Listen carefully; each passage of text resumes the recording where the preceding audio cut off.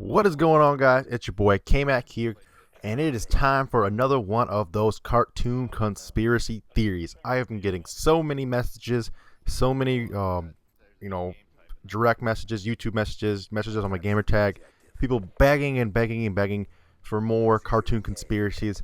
So I figured, why not give the people what they want? And I looked up a few more, and then this is one I came up with. It's actually voted for by you guys in the comments. This is the Doug Funnie Theory. It's actually a pretty funny one, no pun intended. But what you're seeing in the background, real quick, just want to talk about it. I've been getting a whole bunch of comments on these videos saying, "Oh, why are you playing Call of Duty in the background? We're ruining these videos with Call of Duty in the background." Let me just get this out there right now, real quick, just so you guys, if you guys are watching this, the first video of mine you've ever seen. This is a gaming channel, and it'll always be a gaming channel. First and foremost, I do gaming. This is just a sub-series that I do inside of my gaming. So if you don't want to watch the gameplay, then, click to the other tab and just listen to the theory. Or, fuck off. I don't care. I'm going to be gaming, and that's just the way it's going to be. But now we're done with that bullshit. Let's jump right into this theory. It's actually pretty funny, so I want to get right into it. Let's get it going on it. Now, the actual theory is as follows. That Doug trips out on LSD just to compensate with Mr. Dink, his neighbor, molesting him. Now, this may be one of the deeper and more twisted theories we've ever done. Right behind the Rugrats Theory. If you've not seen that one, I'll leave a link in the description. But this is actually pretty fucked up, and it's actually pretty good theory. So let's jump into some of the details. When Doug first moved to Bluffington, his new neighbor, Mr. Dink, immediately took note of him. The first thing he did was invite him to his house and show him a quote-unquote, show him a movie. This is pretty creepy. The next day after hanging out at Lucky Duck Lake, he was washing pork chop or something like that, his dog off, and then Mr. Dink jumped out of the bushes with a camera and was like giving some kind of bullshit excuse that he was looking for a certain kind of toe to take a picture of. But what he was actually doing, he was actually trying to get a picture of his new neighbor boy that he could, be creepy with, because he's a creepy old molester man. And it's pretty creepy. We're gonna keep going with this. There's more and more details that make it sound better. So let's keep going. I think it's always seems to be inviting Doug over to his house to show him some kind of new expensive thing he's purchased or whatever. And Doug always seems to be going over there, not really because he wants to, just because he's a nice kid and doesn't really know what he's doing. But we constantly invited him to his house, and setting like this. This shed had a lot of security measures in it. He had a whole security system on the outside of his house. It was very, very creepy. The shed had a lot of security on it too. Perhaps Mr. Dink didn't want anybody to come in there, didn't want anybody to know what was going on inside of his house because he was molesting children, and it was just really fucked up. Creepiest factor in all of this is that Mr. Dink has no kids, has no children at all, yet he is the scoutmaster for Doug Bluffington Scouts, like the equivalent of a Boy Scout. Which is also pretty hilarious because you have all of those cliches about kids being raped in Boy Scouts by their Scoutmasters, which is pretty hilarious to find out that Mr. Dink is also his, Boy Scout troop leader. And that's not creepy enough. You may recall an episode where Doug, Skeeter, and Mr. Dink got lost in a canoeing trip. Mr. Dink travels into the woods to try and find camp. Eventually, Doug and Skeeter go looking for him.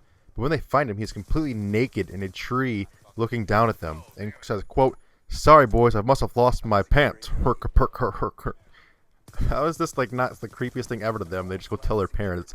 How they don't tell their parents on him for being a creepy scoutmaster / molester, I have no idea. Getting to the part where Doug does LSD, he of his sister Judy, which is the hippie weird sister that's always into poetry and weird things, and is clearly on drugs. Clearly, the messed up one of the family that's on drugs, and she eventually. Doug eventually confided to her what Mr. Dink was doing. So to take off his mellow or harsh as mellow or whatever, however they say that, take off the edge pretty much, they started doing drugs together. Remember that one scene where Doug had snuck into Judy's room and was looking for a bag of something and didn't really describe what it was. It's just something, a secret bag or secret sack of something that she had. And when she found out that Doug had taken it from her, she became very, very pissed off at him. And perhaps this was what, where she kept her stash of illicit drugs that he was needing. And it really makes a lot more sense looking back at it now that you go back and watch that episode. I've watched a couple of these on YouTube and other places, actually on Netflix, I believe. But it makes a lot more sense when you think of it as he's stealing drugs and rather just he's stealing some secret item out of her room. Stealing drugs would really piss off a drug head like that. and it makes a lot of sense. So that holds a lot of water to this theory, and it makes a perfect sense why he would take the drugs to just ease his pain of being molested by his next door neighbor, Mr. Dink, who's also his scoutmaster, so he can't really seem to get away from him, and really no other outlet but drugs apparently. So it all kind of makes a little bit of sense. But there's a few more things I wanted to talk about just on this theory real quick, just so I could touch all bases on this theory. So let's go ahead and look at them too. Lastly, I just want to give a few examples of some of the hallucinations that Doug has while he's on these illicit drugs.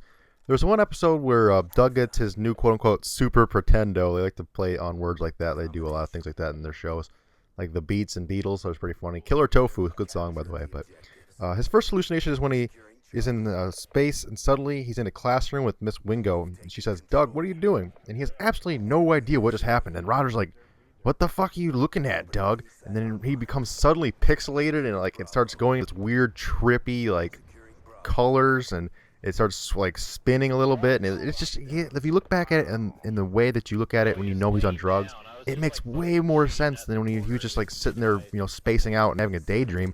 You know for a fact it's not a daydream now, because no one has daydreams where your friend's face becomes pixelated and purple and green and pink and all kinds of neon colors and starts spinning like that. It makes perfect sense. It's like the perfect LSD trip, hilarious trip out scene. And not going back looking at with this different kind of information at hand, it makes way more sense, and it's pretty hilarious. There's a couple more examples, but I don't want to get into them. They're all really about the same thing. That when he's on acid and he starts spacing out, and you think it's a daydream. He tells you it's a daydream, but what it is, it's actually an acid trip.